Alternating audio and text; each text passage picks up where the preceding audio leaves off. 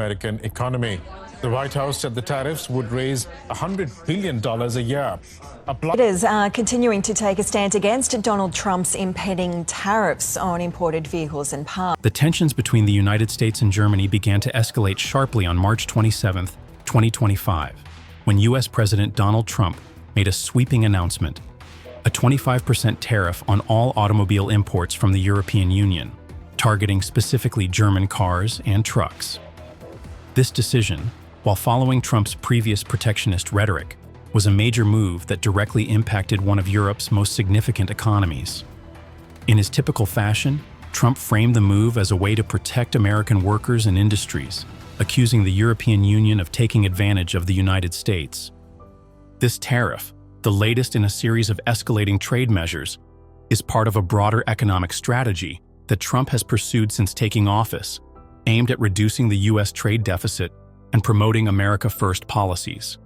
However, this time, the stakes are much higher.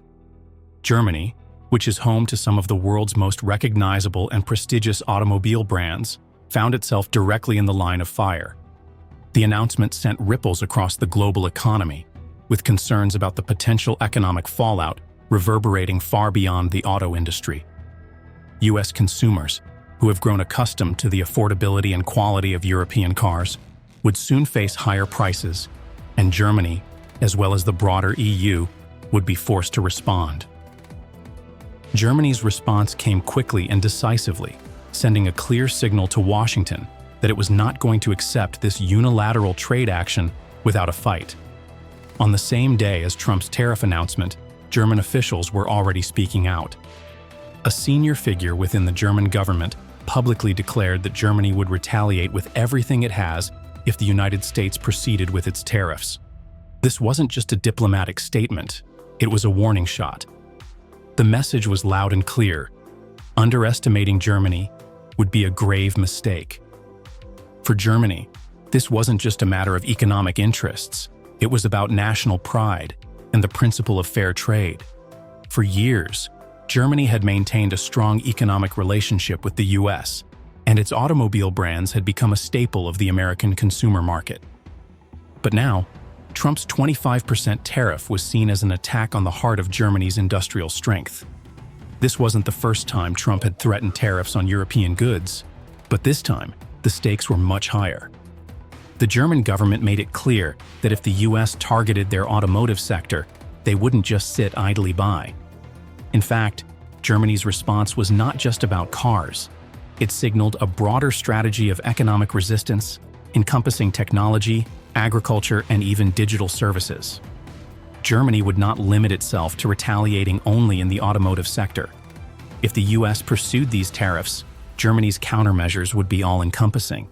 Germany is no small player on the global stage. It is the economic engine of the European Union, and its economic might stretches far beyond the automotive industry. Germany is home to some of the most well-known car brands in the world. Brands like BMW, Mercedes-Benz, Audi, and Volkswagen. Companies that are not only pillars of the German economy, but also global leaders in automobile manufacturing. In fact, by 2024, Germany's automotive exports to the United States exceeded $25 billion, a staggering figure that underscores the immense economic importance of this relationship. These cars are not just luxury items, they are a vital part of American life, from family sedans to high-performance vehicles. The impact of a 25% tariff on these imports would be significant, raising prices for American consumers and potentially slowing sales of German-made vehicles. But the automobile sector is just one piece of the puzzle. Germany is also a leader in machinery, high-tech devices, and chemicals, industries that are crucial to the U.S. economy. German exports to the U.S. cover a wide range of sectors, from industrial machinery used in American factories to cutting-edge technology that powers American industries. For years, Germany has maintained a carefully balanced economic relationship with the United States, but Trump's tariff decision threatened to upset this delicate balance. The prospect of losing access to the U.S. market or facing punitive tariffs on German products is a severe blow to German businesses and workers. As the U.S. and Germany exchanged barbs, the situation escalated further. Germany's government made it abundantly clear that retaliation would not be confined to automobiles. In fact, German officials hinted that retaliation could extend to a wide range of sectors, including technology, agriculture, and digital services. This wasn't just a tit-for-tat response.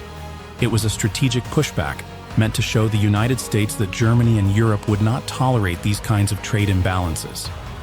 Germany's tech sector is one of the most advanced in the world, and American tech giants like Google, Facebook, and Apple rely heavily on European markets for their operations.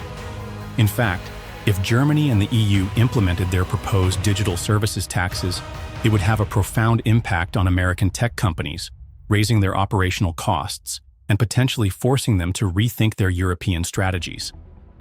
In addition to digital services, Germany also floated the idea of imposing tariffs on American agricultural products, which would hit U.S. farmers hard. The European Union is a significant market for U.S. agricultural exports, and any disruption to that trade could have major consequences for American farmers, particularly those in states that rely on European markets. Germany, as the economic powerhouse of the European Union, is not acting alone in this conflict. The EU as a whole has voiced its displeasure with Trump's tariff policy, and there is now increased momentum behind a unified European response. France, Italy, and Spain, among other EU countries, have expressed support for Germany's stance, with France particularly vocal about retaliating against U.S. agricultural products. This unity among European nations is a key development in the trade war. For years, the EU has been criticized for being fragmented and divided, especially when it comes to responding to the U.S. But the current crisis has united European leaders, and now Germany's resolve is being bolstered by the broader European stance.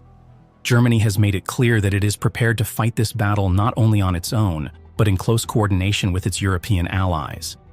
In fact, discussions have already begun to explore joint retaliatory packages, which could include measures targeting sectors like electric vehicles, battery technology, and even artificial intelligence. This move would expand the scope of the trade conflict and escalate the stakes even further. While the immediate focus is on the German automobile industry, the economic ramifications of this trade conflict are far-reaching. American businesses, particularly those in the automotive and tech sectors, are already feeling the strain of these tariffs. If the U.S. continues to escalate the trade war, American businesses could face significant disruptions in their supply chains, leading to increased costs for consumers and reduced access to important European markets. For example, German automobile manufacturers like BMW and Mercedes-Benz are already considering shifting production to the United States, but higher tariffs could raise the cost of production and make it harder for these companies to maintain their competitive edge. This would be a costly adjustment for both Germany and the US, and the fallout could be felt on both sides of the Atlantic. In addition to the automotive industry, American tech giants like Google, Amazon, and Facebook could face new regulatory hurdles in Europe if Germany and the EU go ahead with their proposed digital taxes. These tech platforms rely heavily on European markets for their revenue, and any disruption could have a serious impact on their bottom line. The fallout from this tariff war is not limited to just the US and Germany. Global trade flows worth a staggering $9.5 trillion are at risk of being disrupted.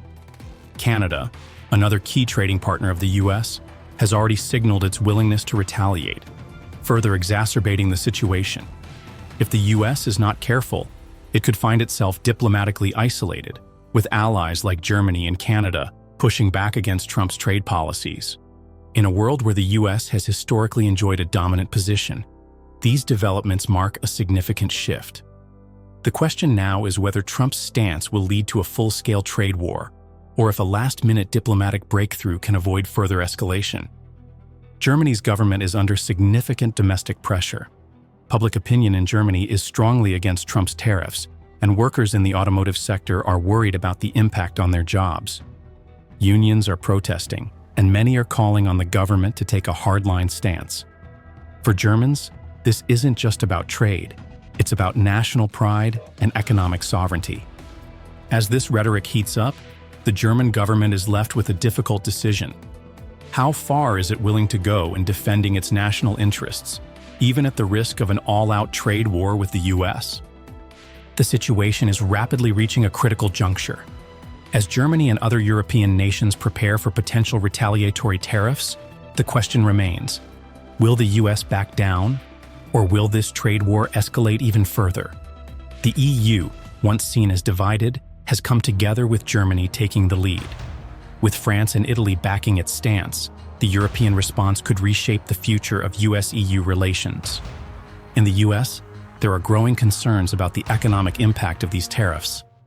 American businesses and farmers are already feeling the strain, and if the US continues to escalate the conflict, it could face severe economic consequences. As tensions rise, the question remains, will diplomacy prevail, or are we heading for a major economic showdown?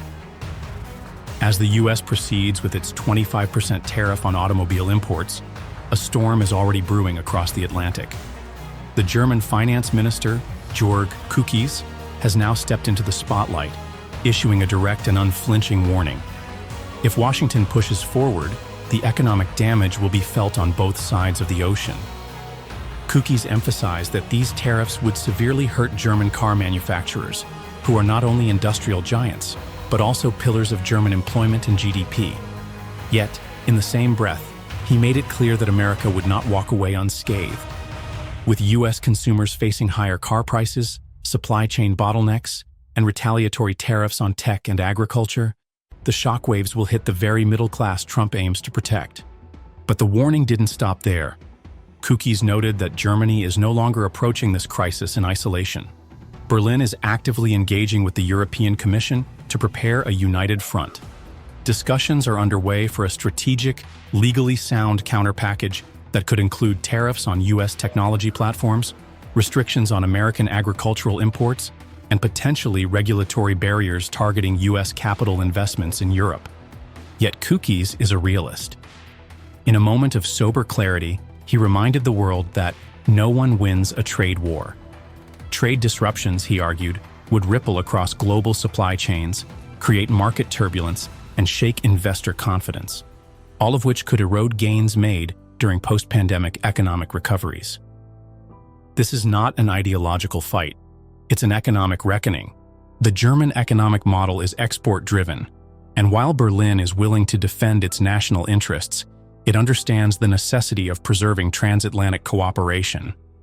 The European Union supports Germany's position, but key voices within the bloc, including Chancellor Olaf Scholz, are pushing for dialogue, hoping that sanity will prevail over short-term nationalism. Still, Germany's patience is thinning. As Küchs stated, if the US administration insists on economic aggression, we are fully prepared to defend our interests using all available tools. It is a signal to Washington that the stakes have never been higher, and that Germany is ready to fight, even if it means economic pain in the short term, to protect sovereignty in the long run. While the trade front with Germany simmers toward possible rupture, another battlefront, geopolitical and symbolic, has re-emerged from the Arctic. Greenland, a strategic island territory of Denmark, has once again found itself at the center of US imperial ambition. On March 30th, 2025, Greenland's newly elected Prime Minister Jens Frederik Nielsen delivered a clear and unwavering message. The United States will not get Greenland. We do not belong to anyone else. We decide our own future. This response came in direct reaction to renewed interest from the Trump administration in acquiring or asserting greater influence over the island, ostensibly for national security purposes, a familiar justification from Washington. In private remarks leaked earlier that week, Trump even suggested that if Denmark refused to cooperate, the US might consider military options to secure what it claims to be strategic Arctic real estate. Prime Minister Nielsen's response was not just a rejection, it was a declaration of sovereignty. Greenland is moving steadily toward greater autonomy from Denmark, with many citizens advocating eventual full independence. Yet it is doing so on its own terms, and not under American pressure. Nielsen stated that while Greenland welcomes constructive partnerships, especially in areas like climate research and infrastructure, it will not entertain coercion disguised as cooperation. The tone from Washington has grown increasingly aggressive. Vice President J.D. Vance recently criticized Denmark's role in Greenland's security, suggesting that the U.S. could protect Greenland better and more effectively. This comment has triggered backlash not only in Nuuk, but also in Copenhagen, where Danish Foreign Minister Lars Løkke Rasmussen condemned the rhetoric as neo-colonial posturing. The United States may view Greenland as a key node in Arctic strategy, with its vast mineral reserves, air bases, and potential shipping routes as the ice melts. But the people of Greenland have drawn a line in the snow. "We are not a bargaining chip," said Nielsen, "and we are not for sale." This standoff echoes a deeper pattern in U.S. foreign policy under Trump, a strategy of transactionalism, where alliances are questioned and territories are seen as assets, not communities. But in this case, Greenland has become a symbol of defiance, a small nation asserting itself against a superpower. The implications are profound. In Europe and beyond, this episode has reinforced the growing perception that Trump's America is not just unpredictable, but unbound by the norms of diplomacy. For the European Union, including Germany, this bolsters the argument that the continent must strengthen its own geopolitical posture, economically and militarily, rather than depending on a volatile Washington. As we witness the unfolding trade war between the United States and Germany, one thing is clear: this is more than just a battle over tariffs. It's a clash of economic power, national pride, and geopolitical strategy. With both sides digging in their heels, the question remains, who will blink first? Will the U.S. back down, or will Germany and the EU continue to press their case? One thing is certain: the outcome of this conflict will have far-reaching implications for the global economy. As we continue to follow this development, it's clear that Germany's response to Trump's tariffs is just the beginning. Stay tuned as the situation evolves, and let's hope that diplomacy prevails before this trade war spirals out of control.